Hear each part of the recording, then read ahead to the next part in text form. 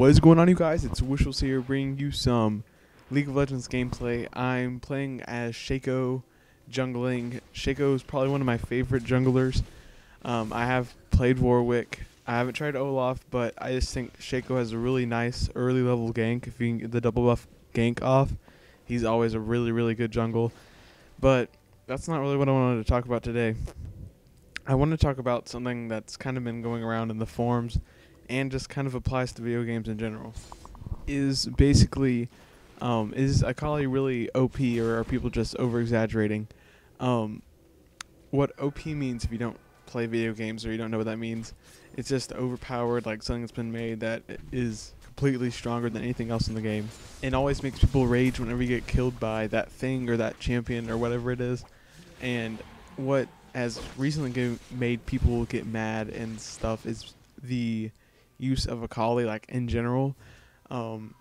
Akali, for those of you who don't know, has an ultimate called Shadow Dance, and it basically has a cooldown for like 20 seconds, and you get 3 stacks of Shadow Dance, and her ultimate consumes the Shadow Dance stack in order to use her ultimate, which is basically a dash, not a skill shot dash, just in general dash.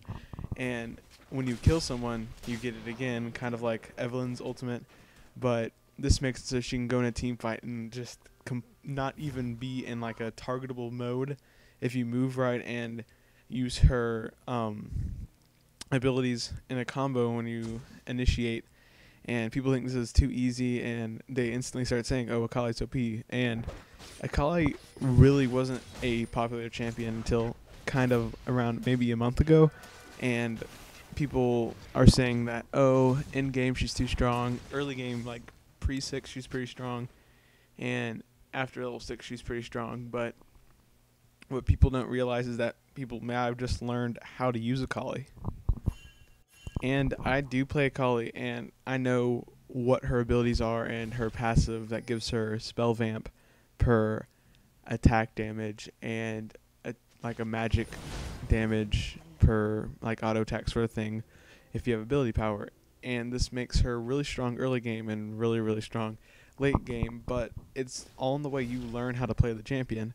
And I think it just started circulating around, like you can jump at someone with 100 HP when you're like 2 hit points and get your lifesteal up and instantly kill the person with like 2 hits. And I think people just saw that, people started adapting, people start doing what they saw another person do, and eventually everyone starts getting good as Akali. People say, oh no, Akali's so easy, you don't have to be good as her. It's just the way everyone's adapted and learned to play as Akali that's made her seem OP, I guess, because everyone's been playing her a certain way that does a lot of damage really fast and can kill a lot of people within a short amount of time and not have to have a lot of items to be really a big threat in team fights. And this kind of goes for things even in Call of Duty, like when certain weapons are said, oh, they're OP and everything. It's maybe people are just learning how to play them now. There are some things that are completely overpowered, but things that have been around for a long time and have been patched and worked on, people say, oh, those are overpowered, or those are overpowered because I get killed by them a lot. But if you really get down to it, it might just be that people are adapting and actually learning how to use whatever, and that the tactic might not be a cheap tactic.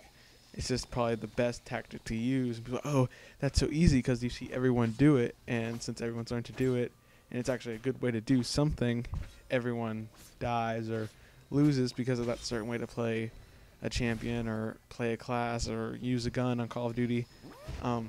Because I would play low level ranked, like really low ELO, because I just started playing it, and the usual bans are Mumu, Akali, Morgana, and Gangplank.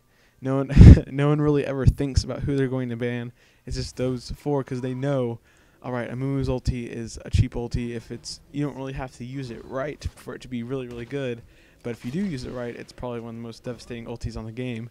And people instantly ban him, Gangplank, just because of his crits, and Akali because of her passive and the fact that she can just stay in a constant state of untargetability for a long period of time.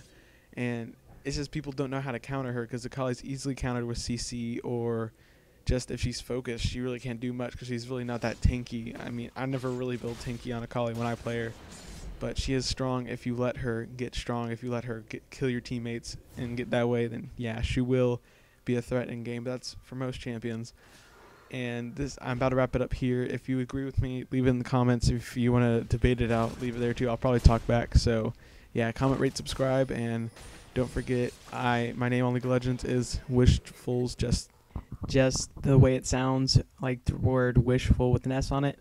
And add me on League of Legends, and we can play some ranked, because I'm in ELO hell right now, and that's a whole nother video.